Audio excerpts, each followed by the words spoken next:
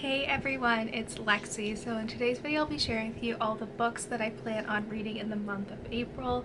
So April, we are kind of getting into the spring months, but today when I'm filming this on April Fool's Day, we woke up to a lot of snow when we had literally, it's like -5 out, there's snow, and then a few days ago it was like literally like 21 degrees. So Mother Nature is, has a good sense of humor, I guess. So hopefully soon we'll get into kind of the warmer weather, and that means reading outside, which is one of my favorite things to do on the weekend. So I'm very much looking forward to those days.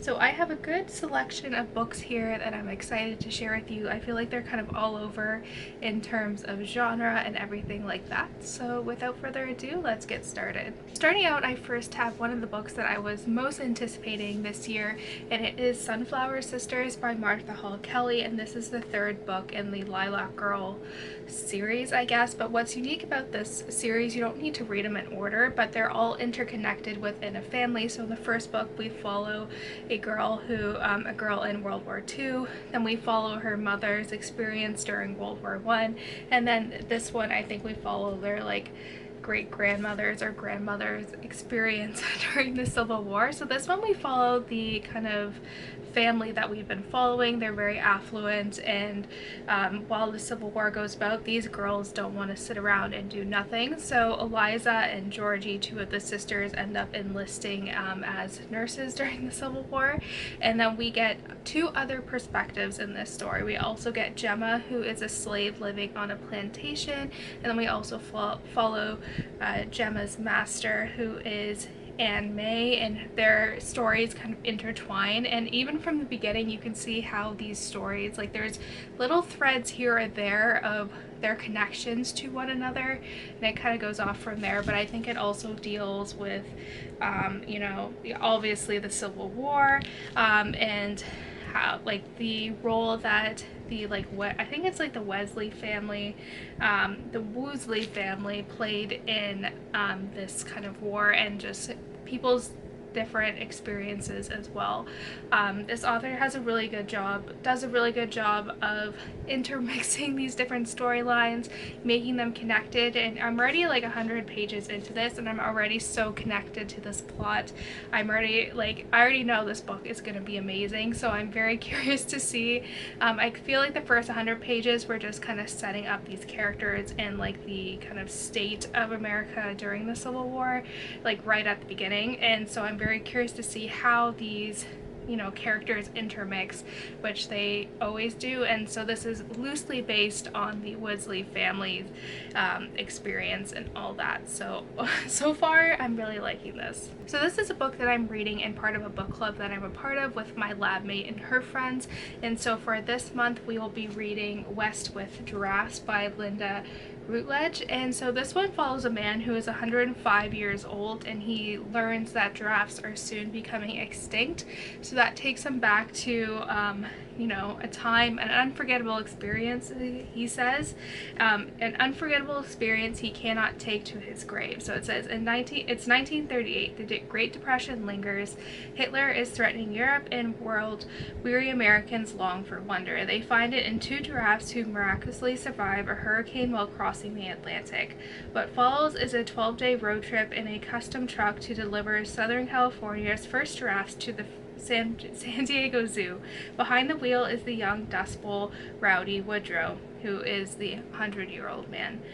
Inspired by true events, the tale weaves real-life figures with fictional ones, introducing the world's first female zoo director, a crusty old man with a past, a young female photographer with a secret, and an assorted reprobates of as spotty as the giraffe. So I think this one sounds really interesting. I like how it has like the historical kind of feel to it, and it's loosely based off events. And like I'm looking here and it looks like it has like little newspapers kind of thrown in, like newspaper headings kind of like mixed in throughout. So I think this one will be really exciting. This book was hard to find, like they didn't have it at my library or any of the libraries around me, so I ended up just purchasing my own copy, but nevertheless I think this one sounds really exciting. So this should come as no surprise because one of my 2021 reading goals was to get caught up with the Inspector Gamache series. So the next one is The Beautiful Mystery, and I'm really excited for this. I honestly did not read anything in the plot. Like for these books, I literally just dive into them not knowing too much about it, and I think I'm doing a pretty good job at getting kind of caught up with these series. So I really enjoy it. I can really lose myself in these literary worlds and these characters, but basically the premise of this series as a whole is that it follows Inspector Gamache, who is head of homicide in Quebec, and he gets involved in these investigations that always are somehow connected to this quaint small town called Three Pines, and they go off from there. But the last book that I read last month, there was so much character development and so many loose ends that I'm like excited to see what happens next to these characters, and that's what I really love about this series. It feels like home with these characters. It reminds me of my home back in Canada and just some of the Canadian culture and history that's mentioned in here, but also I really love the overarching character like narratives and arcs that we get throughout this. I think this is like book 8, I want to say, so there's been a lot of growth with these characters and I love seeing what they have in store next. But yeah, these books are just so good. So this is one that I am really excited about, and it comes out towards kind of the end of April, and it is In Her Tracks by Robert Dugoni, and this is the newest installment in the Tracy Crosswhite series. Again, with these crime series, like if I know I like this series, like with a new one comes out, I don't read the synopsis at all. Like I literally just dive into it like, you know, blind.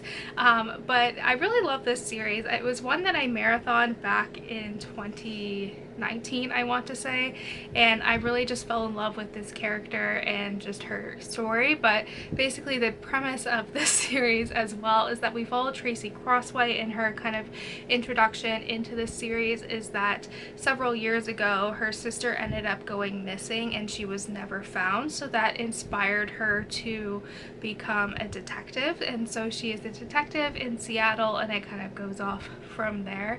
But I really like these. I think like especially like again with these kind of long haul crime series is that for the main characters you do get a lot of character development and arc throughout this, and the last one was super intense that came out last year, and so I'm really excited for this one as well. Again, I know nothing about the plot, but I am super excited for it.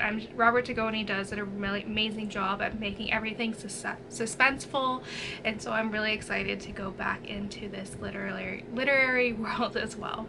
And finally, these last two books are ones that I'm going to be budding reading with my other book club that I'm in with my friend who I did my master's with. And so we have been doing our virtual book club for, I want to say, almost 2 years now. So we were ahead of the time with kind of, you know, everything being virtual because we live at kind of opposite ends of the country. And so we read the first book in the series last month, and it kind of took me by surprise because it's very much kind of, you know, early 2010s YA, and so there are some nitpicky things that I had in there, but overall like I really enjoyed it. So the next two books are The Madness Underneath and The Shadow Cabinet by Maureen Johnson, and these are excuse me, these are the second and third books in the Shades of London trilogy. And so basically the premise of this trilogy is that it follows a girl named Rory who is, we follow her as she attends a school in London, a boarding school there, and so while she's there, there's all these strings of murders taking place that are eerily similar to those that were committed by Jack the Ripper. And so while this is all going on and the city is in pandemonium and in fear,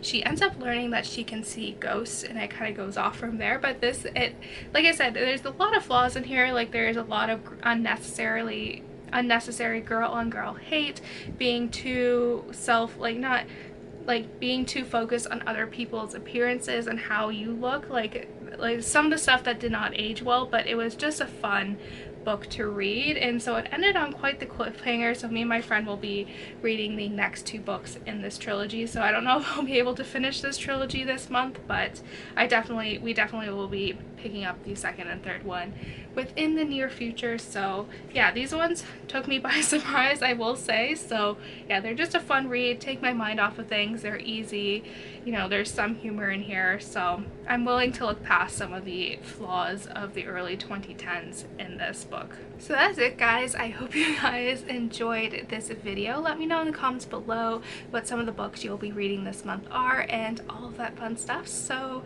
yeah, thank you guys so much for watching. Don't forget to give this video a thumbs up, and I will see you guys next time. Bye, guys.